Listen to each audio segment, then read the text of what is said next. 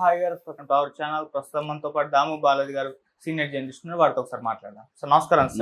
Sir Jaganmohan Reddy గారు coterie దాటి బయటకు వస్తే తప్పితే ఆయనకు రాజకీయ భవిష్యత్తు ఉండదు, ఈ కోటరీలో ఉన్న వాళ్ళే ఆయన ముంచేస్తారు అని చెప్పేసి మొన్న రీసెంట్ గా విజయసాయి రెడ్డి గారు కామెంట్స్ చేశారు కదా. ఇప్పుడు ఒక చర్చ అయితే జరుగుతుంది. అసలు ఈ కోటరీ అంటే ఏంటి, ఈ కోటరీలో ఎవరున్నారు? విజయసాయి రెడ్డి గారేమో తను ద్వితీయ శ్రేణి కోటరీలో ఉన్నారని చెప్పుకుంటున్నారు. మరి ప్రథమ శ్రేణిలో ఉన్నది ఎవరు అని చెప్పేసి కూడా మాట్లాడుకుంటున్నారు. వీళ్ళు ఏ రకంగా జగన్మోహన్ రెడ్డి గారు ముంచారు అని చెప్పేసి చర్చించుకుంటున్నారు. మరి కోటరీ గురించి మీరేం చెప్తారు? ఆయన కామెంట్స్ ఏ విధంగా చూస్తారు? మన విజయసాయి రెడ్డి ఒక బాంబు అయితే పేల్చాడు. అదేంటంటే జగన్ చుట్టూ ఒక ద్వితీయ శ్రేణి కోటరీ ఉంది. ఆ కోటరీ చెప్పుడు మాటలు జగన్ వింటున్నాడు. చెప్పుడు మాటలు వినడం మంచిది కాదు.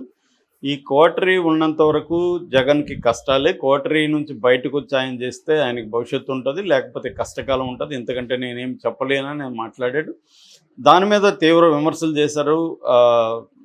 అమర్నాథ్ రెడ్డి కానీ, కాకాని గోవర్ధన్ రెడ్డి కానీ, పీజేఆర్ సుధాకర్ ఎక్స్ఎమ్మెల్యే, వీళ్ళందరూ కూడా తీవ్రంగా విజయసాయి రెడ్డి మీద, ఎందుకంటే అధికారంలో ఉన్నప్పుడు మాత్రం ఇవన్నీ మాట్లాడలేదు. అధికారంలో ఉన్నప్పుడు ఆయన కూడా పదవులు అనిపించాడు.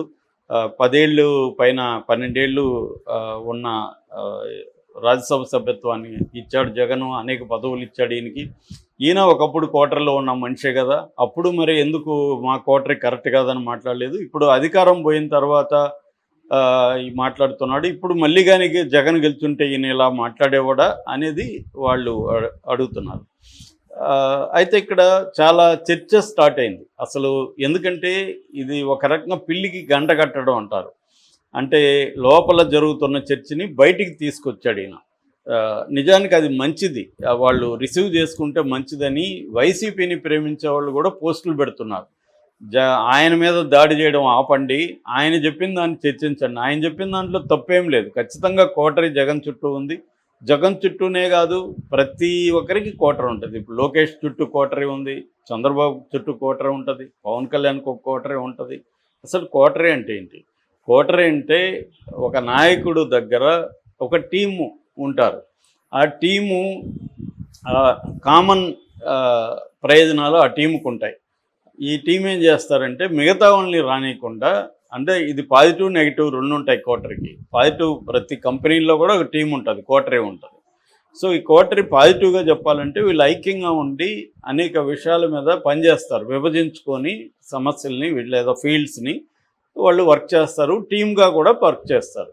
అందువల్ల నాయకుడికి ఎవరైనా ఆయన ఒంటరిగా చేయలేడు కాబట్టి టీం ఇంపార్టెంట్. ఆ టీంని కోటరీ అంటారు. ఇది అంచెలంచెలుగా ఉంటుంది. ప్రథమ శ్రేణి ఉంటుంది, ద్వితీయ శ్రేణి ఉంటుంది, తృతీయ శ్రేణి ఉంటుంది. ఇలా ఆర్గనైజ్డ్గా పనిచేస్తేనే ఏదైనా చేయగలరు.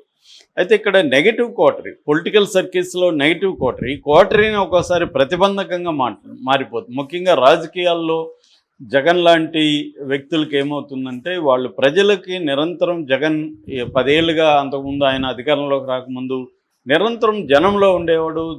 డైరెక్ట్గా జనంతో మాట్లాడేవాడు. వాళ్ళ సమస్యలు ఏంటి, వాళ్ళు ఏమనుకుంటున్నారు, ఇవి తెలిసేవి. కార్యకర్తలకి అందుబాటులో ఉండేవాడు.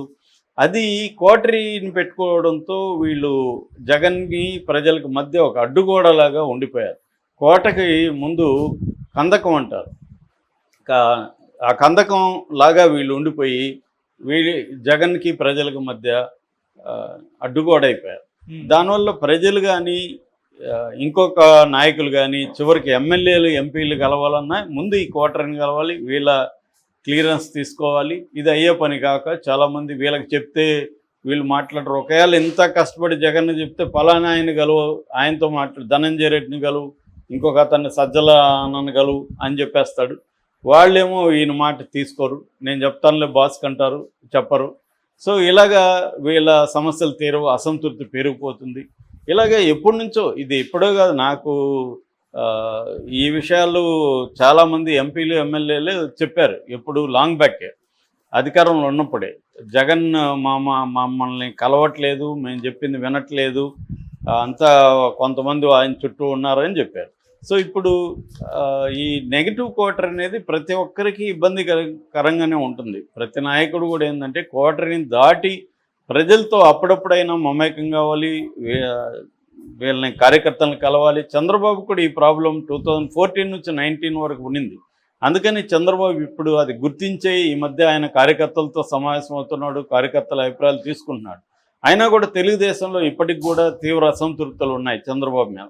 ఇక పవన్ కళ్యాణ్ అంటే ఆయనే సర్వస్వం. ఆయన ఇంకా కోటరీ మాట వింటాడో లేదో తెలియదు, కానీ కోటరీ కూడా ఆయనకి తక్కువే ఉంటుంది. ఫైనల్గా ఆయన నిర్ణయాలే. కాబట్టి మంచి అయిన చెడ్డైనా పవన్ కళ్యాణ్కి ఇబ్బంది లేదు. ఆయన ఒక పద్ధతులు నడుపుకొని వెళ్తున్నాడు. కానీ జగన్తో ప్రాబ్లం వచ్చేసరికి ఏమైందంటే ఆయన 10 ఏళ్ళుగా ప్రజల్లో కార్యకర్తల్లో ఉండి ఒకసారికి అధికారంకి వచ్చేసరికి కంప్లీట్ చేంజ్ అయిపోయేసరికి ఎక్స్పెక్టేషన్స్ ఉంటాయి, అసంతృప్తులు ఉంటాయి. అది ప్రాబ్లం. ఇప్పుడు కూడా ఆయన పేరుకైతే తాడేపల్లి ఇంటిని కార్యాలయంగా మార్చాడు, కానీ ఇప్పుడు కూడా ప్రజలు కార్యకర్తలు వెళ్తే డైరెక్ట్గా కలిసే పరిస్థితి లేదు. పోలీసులు అడ్డుకుంటున్నారు, నాయకులు ఎవరైనా రికమెండ్ చేయాలి. ఇప్పుడు కూడా సేమ్ క్వార్టరీనే ఆయన దగ్గర ఉంది.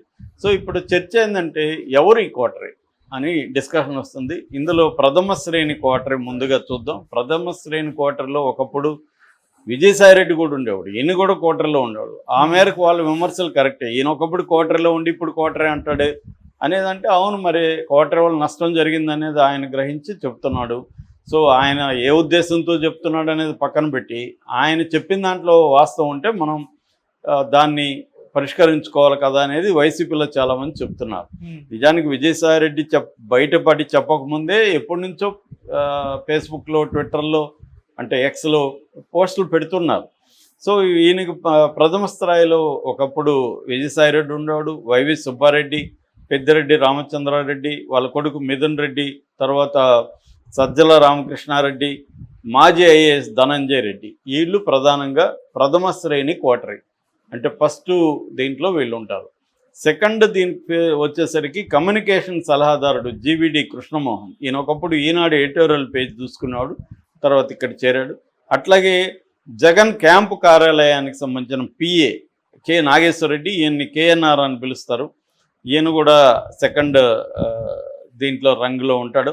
అట్లాగే వైసీపీ మీడియా ఇన్ఛార్జి ప్రధాన కార్యదర్శి పూడి శ్రీహరి, అట్లాగే ఆరోగ్యశ్రీ ట్రస్ట్ స్పెషల్ ఆఫీసర్, సీఎంకి కూడా స్పెషల్ పిఏ ఆయన డాక్టర్ హరికృష్ణ, అట్లాగే సీఎంకి ప్రోగ్రామ్స్ని కోఆర్డినేట్ చేసే ఎమ్మెల్సీ తలశిల రఘురాం, ఆయన ప్రజెంట్ ఎమ్మెల్సీగా ఉంటున్నాడు. అట్లాగే గుంటూరు జిల్లా వైసీపీ నాయకుడు లేళ్ల అప్పిరెడ్డి, అట్లాగే చిత్తూరు జిల్లా నాయకుడు ఇప్పుడు ఒంగోలు ఇన్ఛార్జి చెవిరెడ్డి భాస్కర్ రెడ్డి. వీళ్ళు సెకండ్ ఇది అనమాట. సో విజయసాయిరెడ్డి చెప్పిన ఉద్దేశం ఏంటంటే ఈ ఫస్ట్ స్థాయి వాళ్ళని దాటి జగను ఈ సెకండ్ రంగ్ వీళ్ళు ఉన్నారు కదా, ద్వితీయ శ్రేణి కోటరీలోకి బందీ అయిపోయాడు అనేది విజయసాయిరెడ్డి ఆరోపణ. అంటే ఫైనల్గా ఆయన ఇంకా మనం డీప్గా అర్థం చేసుకుంటే ఆయనను పక్కన పెట్టాడు జగను. ఆయన మాట వినడం మానేశాడు, వీళ్ళ మాట వింటున్నాడు. ఒక చెవిరెడ్డి భాస్కర్ రెడ్డి, ఒక తలశిల రఘురాము, ఇలాంటి వాళ్ళ మాట వింటున్నాడు, కానీ నా మాట వినట్లేదు అనేది ఆయనకి ఆక్రోశం. అంటే ఆయన మనసులో చోటు పోయింది అనేది ఆయనది. సరే, ఆయనది పక్కన పెడితే ఇప్పుడు ఈ కోటరీల వల్ల ఏమవుతుందంటే మిగతా నాయకులు జిల్లాల్లో పనిచేస్తారు గట్టిగా, వాళ్ళకి ఒక సమస్యలు వస్తాయి, అక్కడ జగన్ దగ్గరికి మాట్లాడాలనుకొని వస్తారు, వాళ్ళు ఈ కోటరీతో బందీలు అయిపోతారు. వాళ్ళు రఘురామ్తో మాట్లాడాలి, లేకపోతే చెవిరెడ్డితో మాట్లాడాలి. వీళ్ళ ప్రయోజనాలు ఉంటాయి, వీళ్ళేమో పార్టీ ప్రయోజనాలు. వీళ్ళల్లో చాలామందికి ఇప్పుడు ఆయన సజ్జల లాంటి వాళ్ళకి ప్రత్యక్ష రాజకీయాలతో అనుభవం కూడా లేదు. ప్రత్యక్ష రాజకీయాలు వేరు, థియరాటికల్ అండర్స్టాండింగ్ వేరు. నువ్వు ఎన్ని పుస్తకాలు చదివి ఎన్ని జరిగినా నువ్వు గ్రౌండ్ లెవెల్లో పనిచేస్తుంటేనే నీకు విషయాలు కరెక్ట్గా అర్థమవుతాయి. న్యూయాన్సెస్ అంటారు, ఆ న్యూయాన్సెస్ తెలుస్తాయి. సో అప్పుడు అక్కడ ఎటువంటి ఇబ్బందులు ఉన్నాయి కార్యకర్తలకి. సో ఈ వాలంటీర్ల వల్ల కార్యకర్తలు అంతా కూడా దూరం అయిపోయారు. అంటే జగన్ ఏంటంటే తను ఒక ఒంటి స్తంభం మేడ అంటారు, అటువంటి ఒక ఒంటి స్తంభం మేడలో ఉండిపోయాడు. జగన్ వర్సెస్ జనం, నేను బటన్ నొక్కుతా, జనానికి డబ్బులు ఇస్తా, జనాలు నాకు ఓటిస్తారు. ఇంత సింప్లిస్టిక్ దీంట్లోకి జగన్ వెళ్ళిపోయాడు. అంత సింపుల్గా ఉండదు వ్యవహారం. కార్యకర్తలు గట్టిగా ఉండాలి, తనకి సపోర్ట్ సిస్టమ్స్ స్ట్రాంగ్గా చూసుకోవాలి. తన కులం కావచ్చు, తన మీడియా కావచ్చు,